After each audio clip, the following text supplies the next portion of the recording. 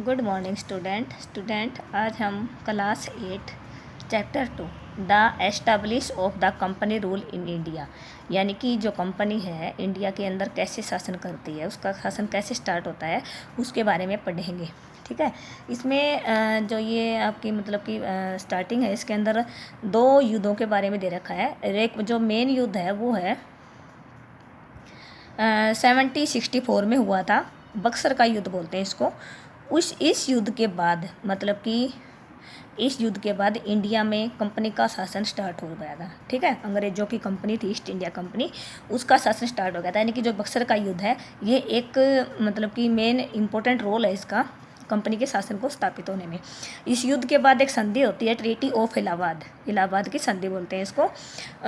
Britain के साथ होती है इंडिया की, बक्सर के युद्ध में हारने के बाद राजा के। और उसके बाद क्या होता है, कंपनी का शासन अच्छे से स्टार्ट हो जाता है।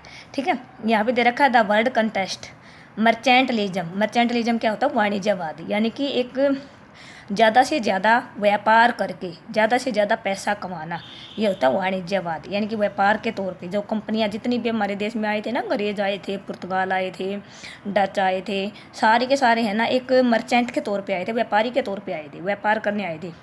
लेकिन धीरे धीरे जो ईस्ट इंडिया कंपनी थी उसने दूसरे देशों की कंपनियों को हरा के उनको हरा के यहाँ से भगा के और पूरे इंडिया के ऊपर शासन करना शुरू कर दिया था। ठीक है।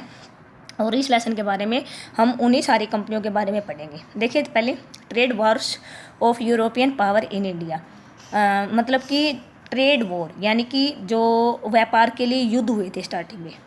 यूरोप की व्यापारी कंपनियां थी, यहाँ पे पावर जमाना चाहती थी इंडिया के अंदर। तो सबसे पहले है ना 1498 में, ये देखिए यहाँ पे फोटो दे रखी है, वास्को डी गामा था, ये पुर्तगाल का एक यात्री था, नाविक था। और मुंबई ये कालीकट में मालाबार तट पे पहुंच गया था, जो वर्तमान में केरला के अंदर है। मालाबार तट में पहुंच गया था यात्रा करते करते। और जब इसने यहाँ पे देखा कि इंडिया जो है एक मतलब अच्छा खासा यहाँ पे मतलब अच्छे खासे सोर्सेज हैं, यहाँ पे बहुत सारी चीज़ें हैं जो हमें व्यापारियों को के तौर पे मतलब कि बहुत अच्छा फ़ायदा पहुँचा सकती हैं। तो द पुर्तगालीज इन इंडिया, इसके जाने के बाद यहाँ से जब ये गया, बहुत सारी चीज़ें लेके गया, तो पुर्तगालियों को बहुत ज़्यादा पसंद आई। पुर्तगालियों ने यहाँ पे व्यापार करने का मन बनाया। ठीक है। इसके जाने के बाद मतलब वास्को डी गामा की मतलब वो जो यानी कि जो पुर्तगाली थे उन्होंने ट्रेडिंग राइट्स लिए, यानी कि व्यापार करने की इजाज़त ली अपने देश से। और यहाँ पे जो पुर्तगाली व्यापारी थे सबसे पहले इंडिया के अंदर व्यापार करने आए थे। ठीक है। धीरे धीरे उसने क्या किया, बहुत सारी जगहों पे, कालीकट है, गोवा है, दमन है, दीव है, यहाँ पे व्यापार करना शुरू कर दिया और उसके लिए कंपनियाँ स्थापित करनी शुरू कर दी। उसके बाद the Dutch east India company, यानी कि डच आए थे। ठीक है। पहले कौन आया, पुर्तगाली, फिर आए डच आए थे 1660 के आसपास। 1602 में मतलब यहाँ पे कंपनी बनाई डच ने। उसके बाद क्या किया, धीरे धीरे कुछ इलाकों पे, जैसे पुलिकट है, ईस्ट कोस्ट है, वेस्ट कोस्ट है, चेंसुरा है, श्रीरामपुर बंगाल के अंदर है, इन जगहों पे उन्होंने यहाँ पे कंपनी स्थापित करके व्यापार करना शुरू कर दिया। ठीक है। उसके बाद मतलब एक लास्ट में मतलब युद्ध हुआ था ब्रिटेन के साथ में। और उस युद्ध में हारने के बाद त्रावणकोर का राजा था, मतलब वो हार गया था। और उसके बाद मतलब इसने क्या किया था, अपनी जो भी मतलब की कंपनी वगैरह थी, यानी कि ट्रेड करने का जो भी राइट्स थे इनके, वो सारे के सारे ब्रिटिश को बेच दिए थे। कब, 1845 में। यानी कि डच कंपनी थी वो ख़त्म हो चुकी थी। ठीक है। उसके बाद है डेनिश थी, डेनमार्क की डेनिश कंपनी थी ये 1620 में मतलब कि व्यापार करने के लिए आई थी। त्रावणकोर है, तंजौर है, श्रीरामपुर है बंगाल के अंदर, हमने ऊपर भी पढ़ा था। यहाँ पे इन्होंने अपनी कंपनी स्थापित की और व्यापार करना शुरू कर दिया। ठीक है। उसके बाद है मतलब और व्यापार के लिए बहुत सारे युद्ध भी लड़े गए थे ब्रिटेन के साथ में, फ्रेंच के साथ में। The English east India company, उसके बाद आई थी अंग्रेजों की कंपनी ईस्ट इंडिया कंपनी। ठीक है। ब्रिटेन की, ठीक है, ब्रिटेन की यानी कि English east India company, British east India भी कंपनी भी बोलते हैं इसकी। तो ये आए थे, ये शुरुआत में मतलब एक जो जहांगीर था राजा, उसके काल में आए थे।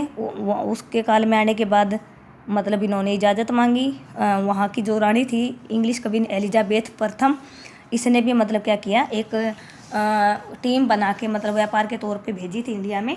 और अपने राजा से मतलब कि परमिशन लेने के बाद, मुग़ल कोर्ट में परमिशन लेने के बाद यहाँ पे दो मतलब कि सर थॉमस राव एम्बेसडर के तौर पे जहांगीर के काल में मतलब कि भेजे गए थे। जहांगीर राजा के दरबार में भेजा गया था।